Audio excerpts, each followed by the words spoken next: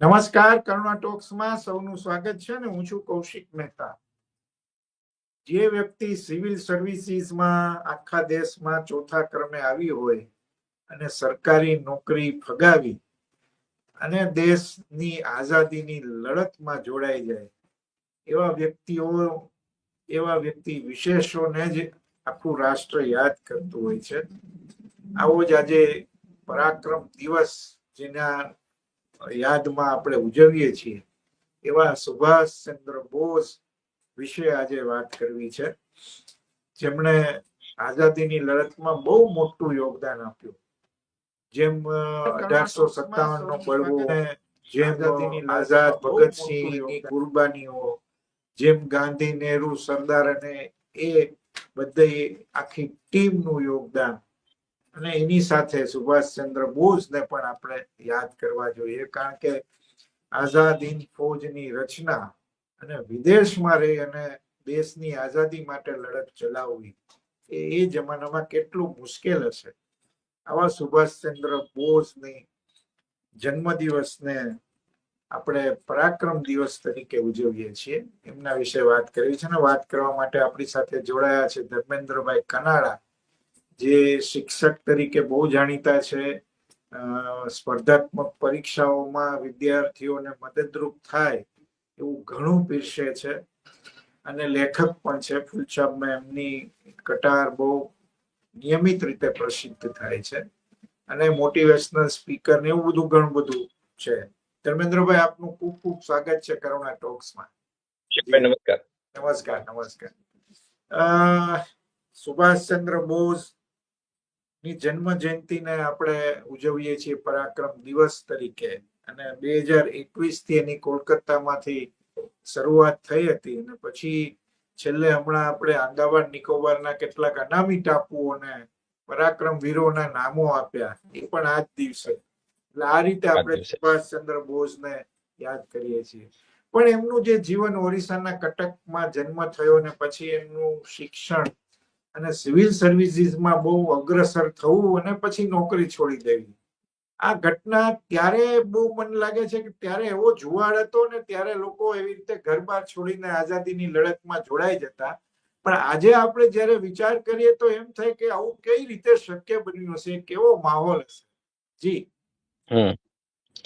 હવે આમ તો આ પરાક્રમ દિવસે થોડી નકારાત્મક વાત ન કરાય, પણ આપણે હજી એક પરાક્રમ કરવાનું બાકી છે.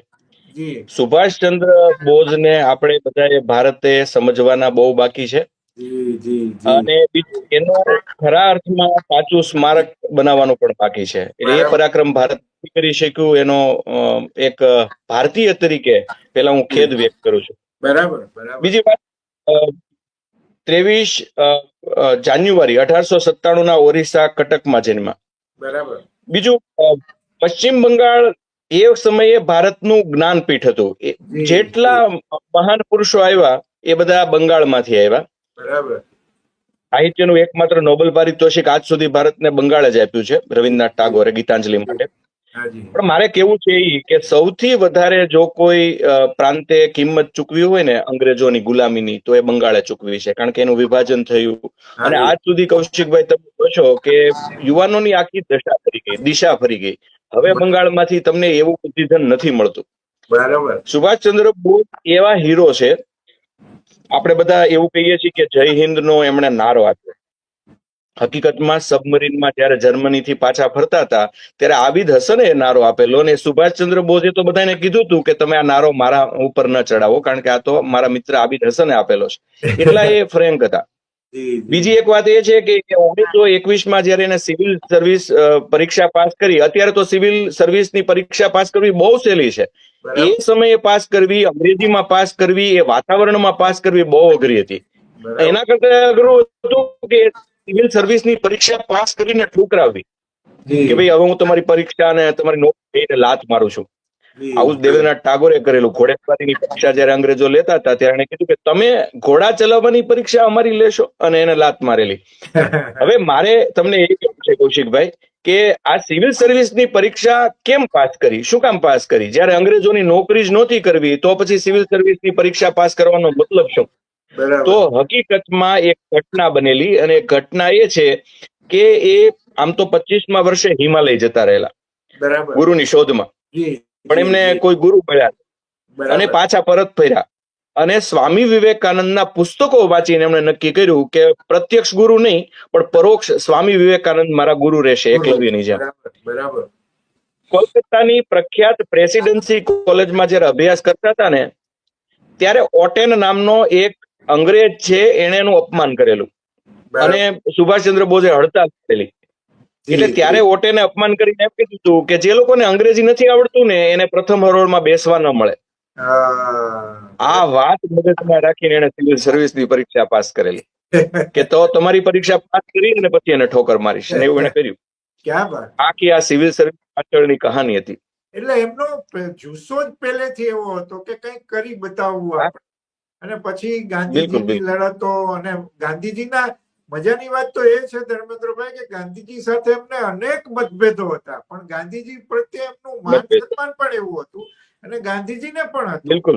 એટલે આ છે ને મહત્વનો મુદ્દો એટલે છે કે આજે આપણે જે માહોલ જાહેર જીવનમાં જોઈએ છીએ કે રાજકીય રીતે જોઈએ છીએ, તો મતાંતરને માન સન્માન નથી મળતું. એ જમાનામાં દેશની આઝાદીની લડત માટે જુદા જુદા વિચારો, પણ છતાં એકબીજા માટે માન અને સન્માન રહેવું, આ બહુ મોટી ઘટના છે. હું તો એવું કહું, એ રીતે પણ સુભાષચંદ્ર બોઝને તમારે બોલાવવા જોઈએ. જી બરાબર. એમાં એવું છે કે ગાંધીજી અને સુભાષચંદ્ર બોઝ આને બધા લોકો સામસામે કરી દે છે, ગાંધીજીને ભગતસિંહને બધા લોકો સામસામે કરી દે છે. આવું ખરેખર હતું. જે લોકોને જ્ઞાન નથી ને આજે એ જ ગાંધીનો વિરોધ ખોટો કરે છે કે પછી આ લોકોને એકબીજાના દુશ્મન ગણાવે છે, એવું હતું નહીં. આખી ઘટના હું તમને કહું કે 1938ની વાત, હરિપુરાનું 51મું કોંગ્રેસનું અધિવેશન, 51 બળદ સાથે સુભાષચંદ્ર બોઝ છે એ અધ્યક્ષ બન્યા, એમનું સ્વાગત થયું, બહુ સરસ રીતે એ અધિવેશન ચાલ્યું. કૌશિકભાઈ, જો એમ કહેવામાં આવે ને કે ભારતના નેતાઓની અત્યાર સુધીની 10 શ્રેષ્ઠ સ્પીચ ગોતી આવો તો એક તમારે આ કોંગ્રેસના અધિવેશન લેવી પડે, સુભાષચંદ્ર બોઝની. આવી સ્પીચ પછી ભારતના ભાગ્ય જ કોઈ નેતાએ આપી છે. હું તો ટોપ 10 કરતા ટોપ 5માં પણ મૂકી શકું એવી હિમાકત કરી શકું, એટલી સરસ એ સ્પીચ હતી. એમાં બન્યું એવું કે એમની વિચારધારા થોડી સ્ફોટક તો હતી, કારણ કે હડતાલ પાડવા વાળા માણસ હતા, સિવિલ સર્વિસ પાસ કરીને અંગ્રેજોની નોકરીને લાત મારી દેવા વાળા માણસ હતા. એટલે એમનામાં એ વર્ષોથી એ જયારે પોતે કોલેજિયેટ હાઈસ્કૂલમાં ભણતા હતા ત્યારે વેણી માધવદાસ નામના એમના શિક્ષકે આ દેશદાજ અને આ સ્ફોટક વિચારો એમનામાં આરોપેલા. એટલે એ સરસ રીતે ચાલતું હતું. હવે બન્યું શું કે એમને સ્ફોટક સ્પીચ આપી, જે થોડી ગાંધીજીને એમ લાગ્યું કે કદાચ આગળ જતા આઝાદીમાં ગાંધીજીના આખા વિચારો અલગ હતા. કોઈ વ્યક્તિ સામે વાંધો હતો જ નહીં.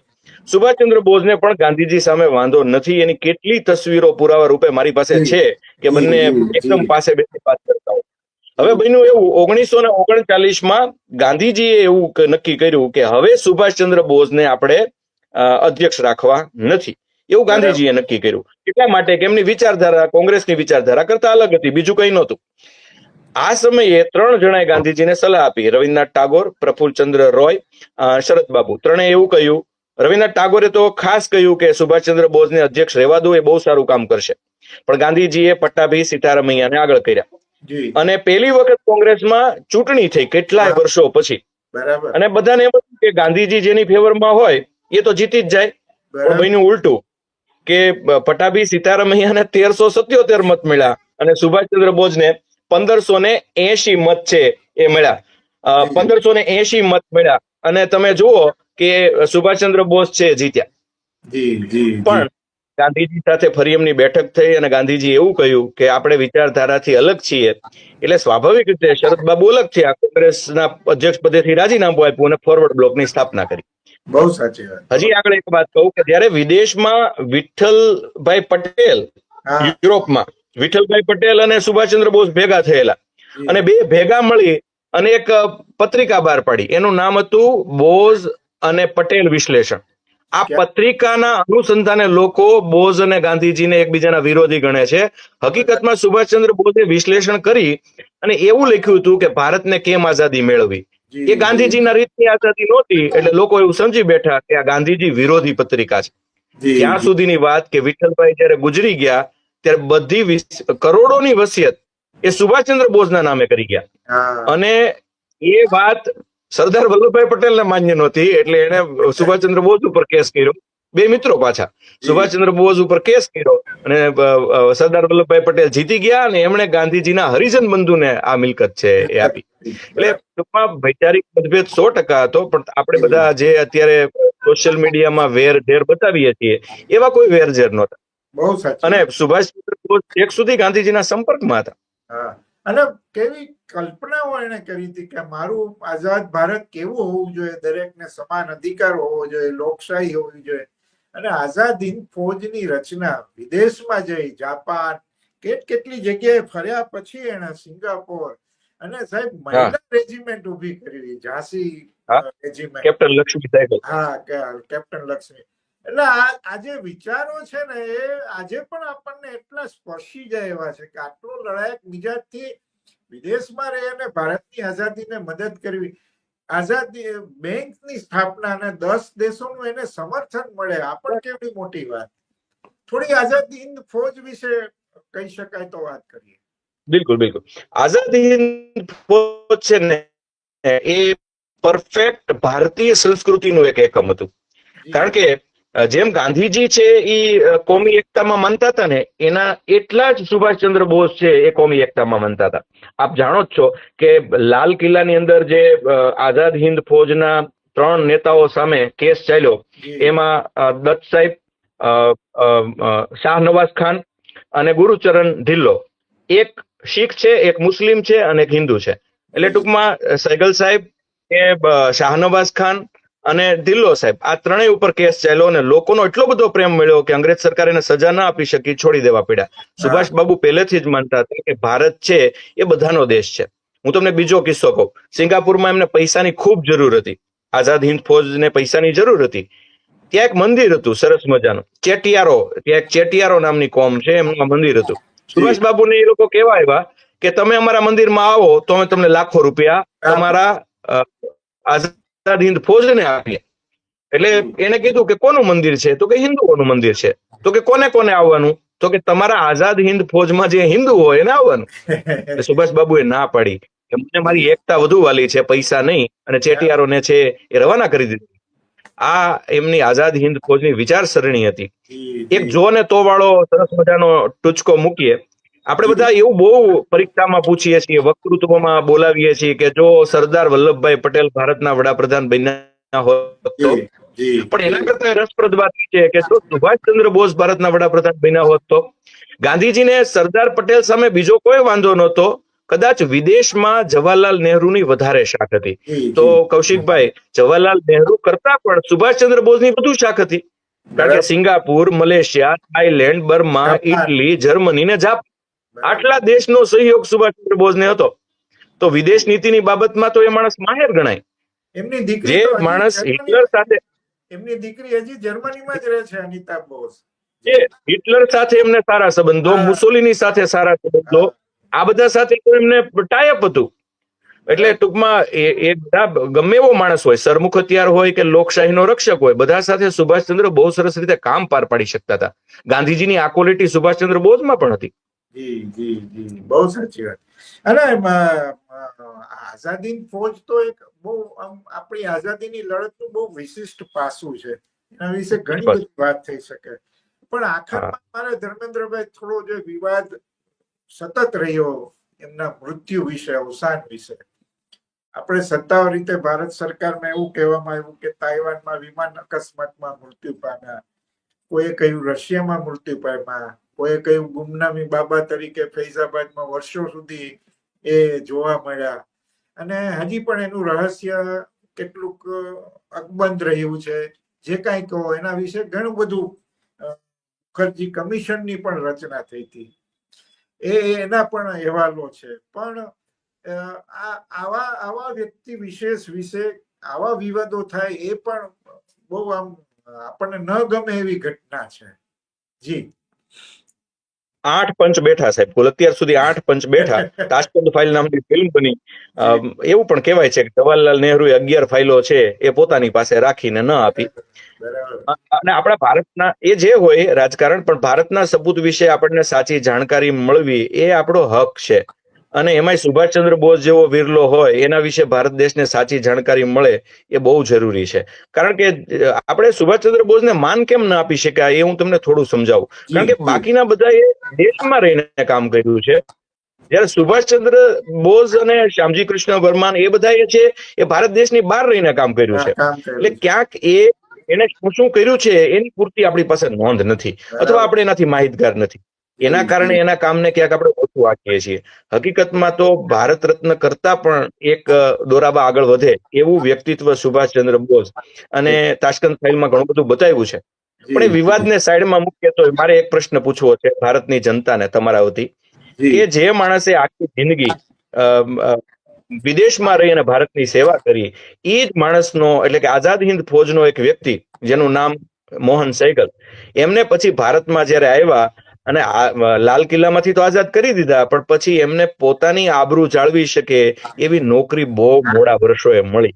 એટલે આપણને દુઃખ એ થાય કે સુભાષચંદ્ર બોઝ જો લાંબુ જીવ્યા હોત અને ભારતમાં આવ્યા હોત તો આપણે એની પાછા કદર કરી શક્યા હોત ખરા. એક બહુ દુઃખ સાથે કહેવું પડે છે. કારણ કે આપણે મોહન સૈગલની દશાએ કરી, આપણે કેપ્ટન લક્ષ્મી સૈગલને રાષ્ટ્રપતિની ચૂંટણીમાં હરાવ્યા. એટલે આ બધું બહુ વિચારવા જેવું છે કે આઝાદ હિન્દ ફૌજની આપણે શું દશા કરી. જેને આપણને તુમ મુઝે ખુદ દો મેં તુમ્हें આઝાદી દૂંગા એમ કહ્યું હતું, એની આપણે બધાએ શું દશા કરી. એટલે મારે આ પ્રશ્ન જનતા સામે મૂકવો છે કે ખરેખર ગુમનામી બાબા બનીને જ્યાં જીવ્યા ત્યાં જો સારી રીતે જીવ્યા હોય તો એ ખૂબ સારું. બાકી ભારત આવ્યા હોત તો શું થાત?